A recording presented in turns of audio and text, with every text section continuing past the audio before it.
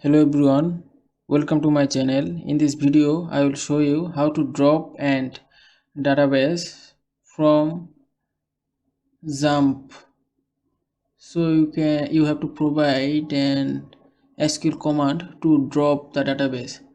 Drop database means to delete an entire database from your server, and also all the physical tables that entries that contains the database to be removed from the disk.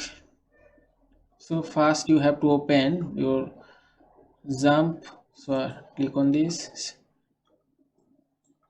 Apache start, Mysql start, and click on admin. So you can see xampp has opened. So I have two database named university and also college. I just want to drop a database named college. So click on SQL.